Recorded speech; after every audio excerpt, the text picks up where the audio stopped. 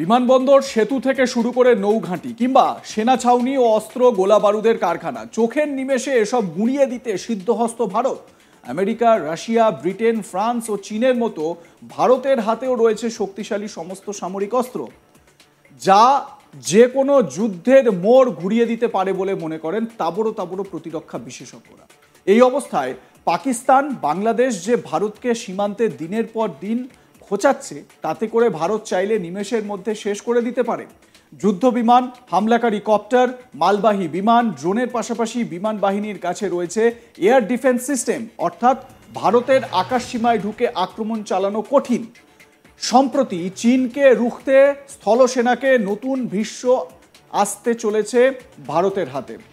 এমন এক যুদ্ধাস্ত্র আসছে যা দিয়ে পাহাড় ঘেরা উঁচু উপত্যকায় চীনা ফৌজের আর্মার্ড ডিভিশনের মোকাবিলা করা অনেক সহজ হবে। এর মধ্যে অন্যতম হলো সেনার ব্যবহৃত T-90 ট্যাঙ্কগুলির 1000 অশ্ব ক্ষমতা সম্পন্ন ইঞ্জিন বদলে ফেলা হচ্ছে।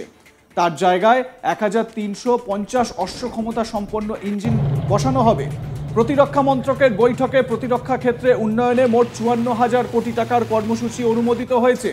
চলতি বছরের গোড়ায় রাশিয়ার সঙ্গে চুক্তির ভিত্তিতে 780 অশ্ব ক্ষমতা সম্পন্ন ইঞ্জিনের বদলে T-72 ট্যাঙ্কে 1000 অশ্ব ক্ষমতা সম্পন্ন ইঞ্জিন বসানোর কাজ শুরু হতে চলেছে। রুশ সংস্থা রোসোবোরেনেক্সপোর্টের সঙ্গে যৌথ উদ্যোগে ভারতে ওই ইঞ্জিন তৈরি হবে। T-90 Mk3 ট্যাঙ্কে নতুন স্বয়ংক্রিয় টার্গেট ট্র্যাকিং সিস্টেম রয়েছে। এই ডিজিটাল ব্যালিস্টিক কম্পিউটার এবং দর্শনীয় সিস্টেমের সঙ্গে সজ্জিত, যা ভারতের প্রতিরক্ষা গবেষণা ও উন্নয়ন সংস্থা তথা DRDO এবং ভারত ইলেকট্রনিক্স লিমিটেড BEL দ্বারা যৌথভাবে তৈরি করা হয়েছে। এক ঝলক দেখুন এই ট্যাঙ্কগুলিকে।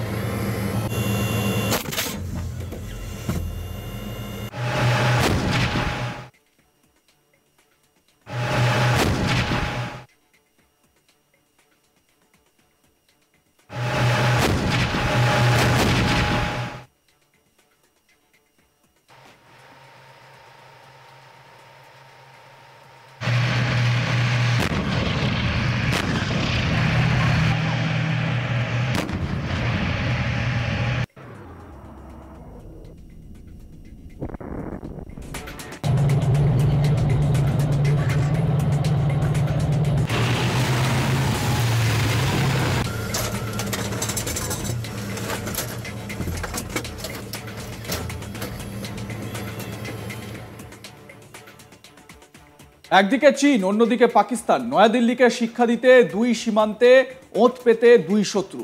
আর এই দুই দেশের ইন্ধনে বাংলাদেশ সীমান্ত অশান্ত করে তুলেছে। গড়গড়িয়ে ছুটছে T-90 ভীষ্ম ট্যাঙ্ক, সেই ভিডিওই আপনাদের দেখালাম। রাজনাথের উপস্থিতিতে DACর বৈঠকে ভারতীয় নৌসেনার হাতে দেশীয় প্রযুক্তিতে তৈরি ডুবোজাহাজ, বিধ্বংসী টর্পেডো, বরুণাস্ত্রর নতুন সংস্করণ তুলে দেওয়ার সিদ্ধান্ত হয়েছে। স্বাভাবিকভাবে ভারতীয় সেনাবাহিনী এই যে ফায়ার এক্সারসাইজ আপনারা দেখছেন স্ক্রিনে, এই ফায়ার এক্সারসাইজটি সেরেছে জলপাইগুড়িতে, মানে এই বাংলাতেই। এবং যেটি যে চিকেন স্নেক রয়েছে, সেই চিকেন স্নেকের একদম কাছের জায়গা। এবং আপনারা জানেন চিকেন স্নেক হচ্ছে গিয়ে সেই রকমই একটি ন্যারো জায়গা, যেখান থেকে ভারতের সঙ্গে নর্থ ইস্ট ইন্ডিয়ার একটা যোগসূত্র তৈরি হয়। সুতরাং বাংলাদেশ বারবার এই চিকেন স্নেককে টার্গেট করেছে, নর্থ ইস্ট ইন্ডিয়াকে টার্গেট করেছে। সেই কারণেই ভারতীয় সেনাও তৎপর এবং তারাও এই মহড়া করে বুঝিয়ে দিল যে আমাদের কাছে কি ক্ষমতা রয়েছে। ভারতের হাতে যে অস্ত্র আছে তার একটি তালিকা আপনাদের সামনে তুলে ধরবো, সেই সঙ্গে বুঝতে পারবেন ভারতের ক্ষমতা কত। নাগাসারিয়া 1 হলো ভারতীয় সেনাবাহিনীর প্রথম দেশীয় হামলাকারী ড্রোন। এটি একটি পোর্টেবল ড্রোন। এটি 30 কিলোমিটার পর্যন্ত পরিসীমা বৈশিষ্ট্যযুক্ত ড্রোন।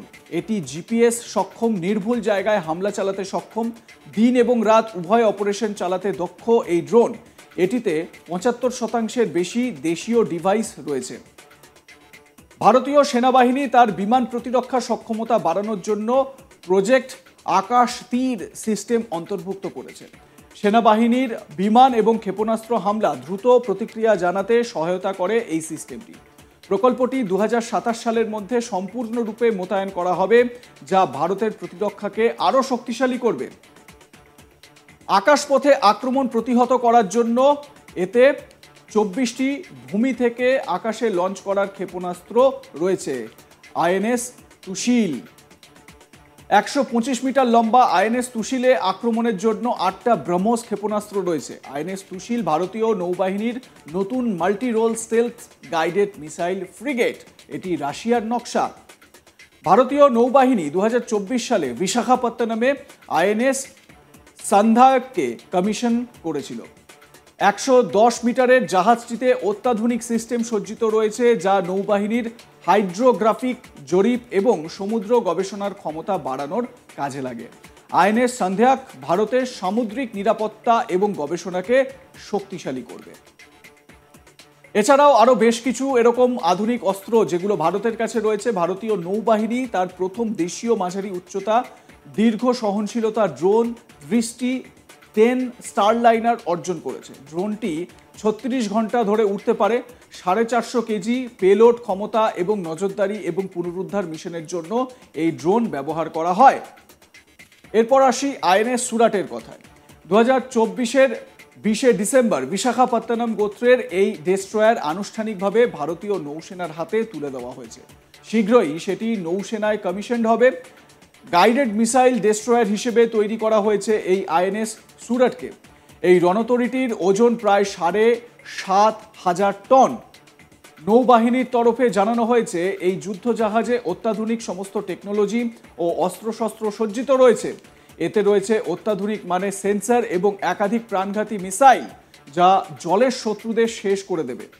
এগুলির মধ্যে আইএনএস সুরাটের দৈর্ঘ্য 164 মিটার। আইএনএস সুরাট হল প্রজেক্ট 15B ফোর্থ রণতরী। এর জন্য কোচি, মুম্বাই, কলকাতা সহ দেশের বিভিন্ন জায়গায় ডক তৈরি করা হয়েছে। তবে ভারতের কাছে এই যে T-90 ভীষ্ম ট্যাঙ্কগুলো রয়েছে, এগুলো কিন্তু একটা বড় হাতিয়ার এবং বাংলাদেশকেও বার্তা দিয়ে দেওয়া হয়েছে, একই সঙ্গে চীন পাকিস্তানকে। যদিও চীন এই মুহূর্তে ভারতের সঙ্গে একটা সুসম্পর্ক বজায় রাখার চেষ্টা করছে, ইকোনমিক্যালি ভারতের সঙ্গে গ্রো করার একটা চেষ্টা করছে। সেই কারণে এলএসিতে আপনারা দেখেছেন লাইন অফ অ্যাকচুয়াল কন্ট্রোল থেকে ডিসএঙ্গেজমেন্ট প্রক্রিয়া শুরু হয়ে গিয়েছিল অনেক দিন আগেই এবং সেনা এই মুহূর্তে পুরোপুরি সরে গিয়েছে দুতরফেই। সুতরাং চীন স্ট্র্যাটেজিক্যালি ভারতের সঙ্গে বন্ধুত্বপূর্ণ সম্পর্ক রাখতে চাইছে, কিন্তু পাকিস্তান এবং বাংলাদেশ বেগরবাই করছে। খুব সাবধান। আপনাদের কি মনে হয় জানাতে ভুলবেন না। দেখতে থাকুন আজ তাক বাংলা, সাবস্ক্রাইব করুন আমাদের ইউটিউব চ্যানেলটি।